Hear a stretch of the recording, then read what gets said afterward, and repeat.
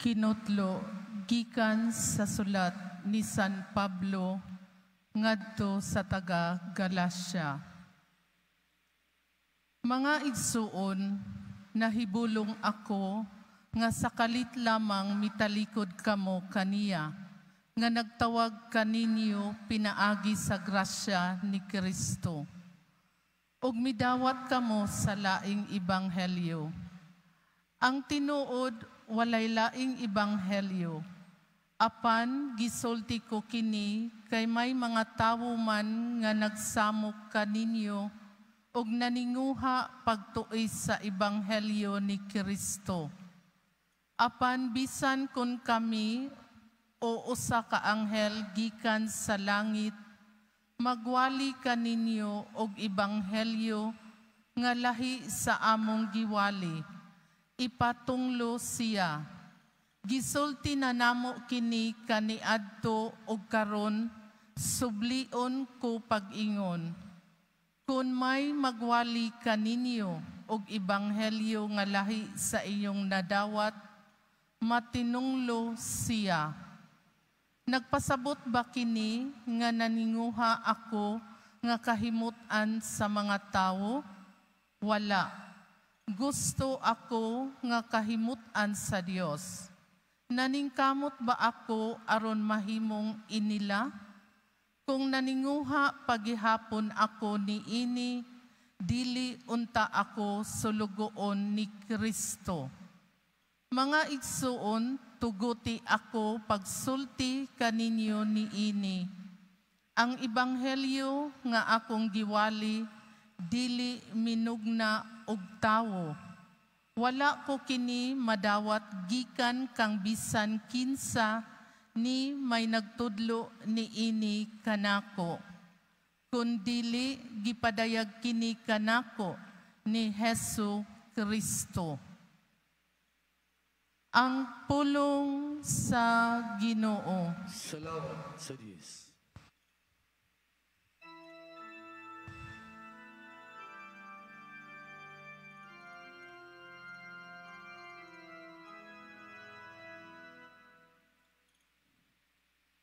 Ang Ginoo mahinumdum sa iyang kasabutan, hangtod sa kahangturan.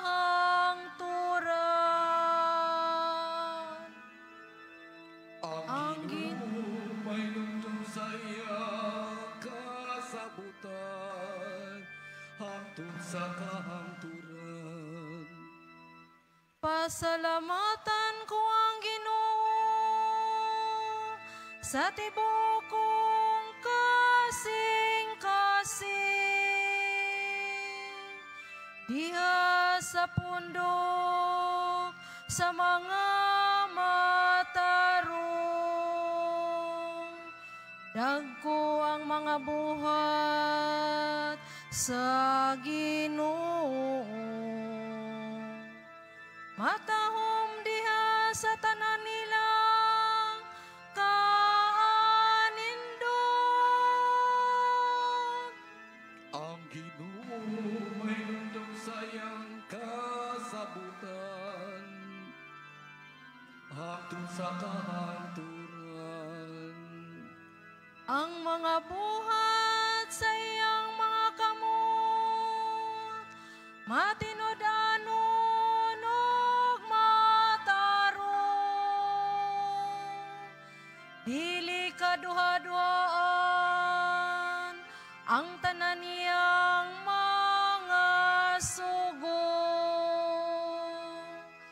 Kasaligan hangtod sa kahangturan. Gibuhat diya sa kamaturan o kaangayan.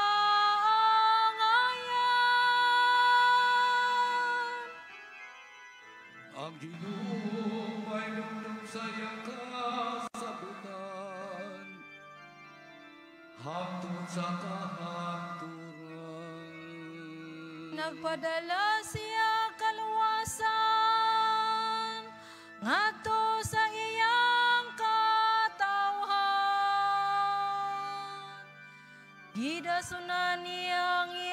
kasabutan, hangtod sa kahangturan. Balaan ug katahaan ang iyang ngalan. Nagalungtad ang iyang kadayganan, hangtod sa kahangturan.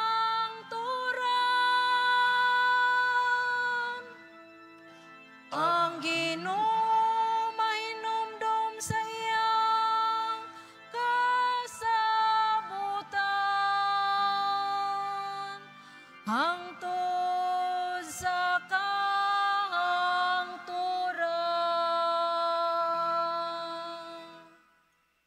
Malindog pulihog.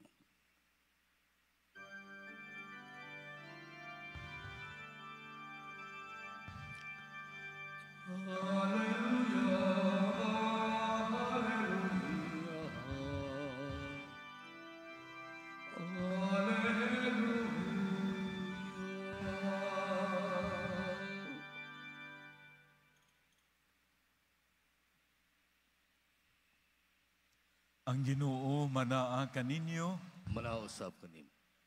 pagbasa gikan sa santos nga ebanghelyo sumala ni Lucas. Himayaw ka o Ginoo.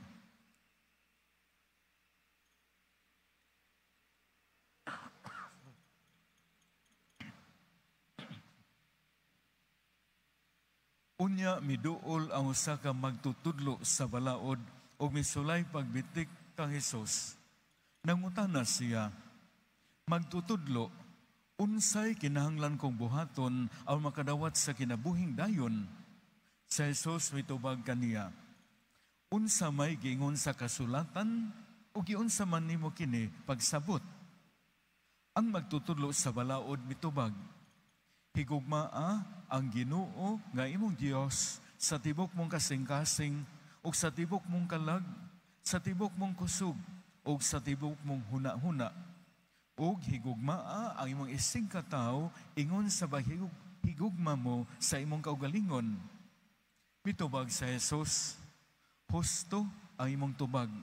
Buhatan ka na ug makadawat ka sa kinabuhi. Apan ang magtutudlo sa balaod buot ilhon nga husto siya, ug mao nga nangutana siya kang Hesus, kinsa ba di ay ang akong isig katawo?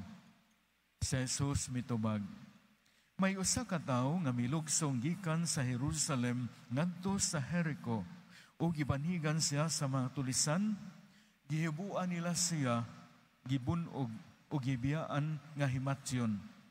Ug nahitabo nga may usa ka pari nga miagi niadtong dalana. Sa pagkakita niya sa tao, milabay lamang siya agi sa pikas daplin. Unya, agi usab ang usa ka Levita, ug miduol siya ug mitanaw sa tao, ug unya misaylo lamang agi sa pikas daplin.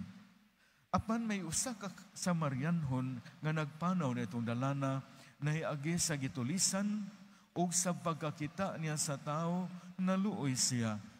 Miduol siya kaniya, ug gibubuan niya lana ug bino ang iyang masamad, ug gibukusan. Unya, gipasakay niya ang tao sang hayop, ug gihatod ngadto sa usa ka abutanan, ug didto iyang galimahan siya. Sa pagkaugma, mihatag sa 2 ka denaryo ngadto sa tig-atiman sa abutanan ug mitugon. Kalma siya ug inigbalik ko dinhi, bayran ko ikaw sa imong maggasto. Ug sa Hesus mitapos pag-ingon, karon kinsa man nining tulo sa imong huna-huna ang nagpakita nga isig katawo sa gitulisan? Ang magtutudlo sa balaod mitubag, kadtong naluoy kaniya. Sa Hesus maingon, busa, lakaw, o buhata ang sama sa iyang gibuhat.